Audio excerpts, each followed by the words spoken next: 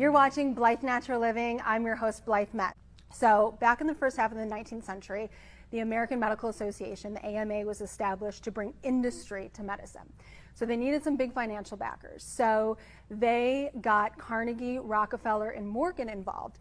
These guys saw the economic foundation for a new medical economy.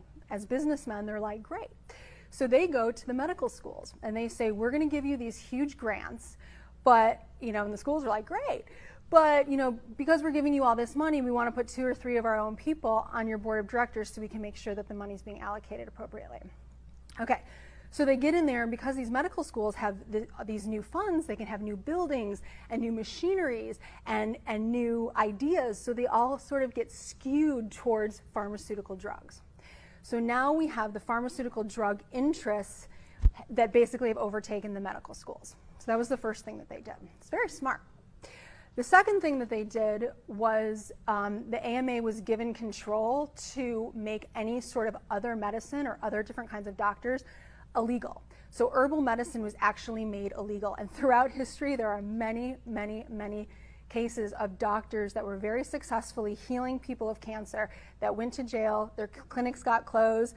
Ren Casey is one, Harry Hoxsey is one. Harry Hoxsey had clinics all over the United States that were all simultaneously closed because he was successfully healing people from cancer with herbal medicine. So herbal medicine will never be FDA approved, ever, because herbal medicine comes from plants and you cannot patent plants, natural plants in nature.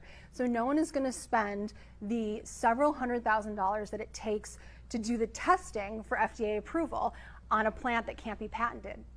It doesn't make any money. Okay, so we have this context that herbal medicine has no value because it's not tested. So then, okay, so we got the schools, we took over, we now have made it a law. In the 80s, the pharmaceutical industry was able to take the testing of their products out of educational facilities, of the universities' laboratories for testing, and put it into private testing, which they can control. Once you have trillions of dollars, you can do anything. So that's what they did. They were also successfully able to overtake the medical publications. So now all the propaganda came about of the herbal quacks and this and that, and it was written, the only way to treat cancer is surgery, chemotherapy, and radiation. Okay? And then the fifth arm of that is that they were able to buy the FDA, and that's a whole other story that I can't get into in this video. But I really want you to understand this context, this system that is happening right now. I have a really hard time believing that in the last 70 years, we can put a man on the moon. We can photograph, we have photographed literally 200 billion galaxies. Okay? My husband and I can take our phones and put them next to each other and beam video at each other and beam images. This is the world that we live in. And we don't have progress in our cancer treatment. Like, are we really buying that?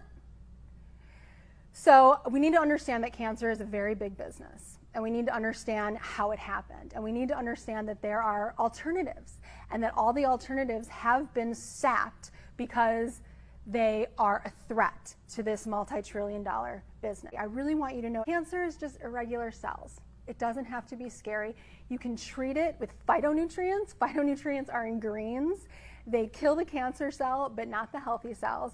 Up as a culture, we need to look at this. We need to not buy into it and not be a part of it, and recognize our body's innate ability to heal itself, give back our power. Your body is the most amazing technology that exists.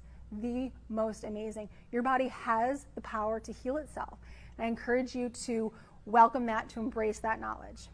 Okay, so until we meet again, don't forget to eat and drink your greens. Get those phytonutrients.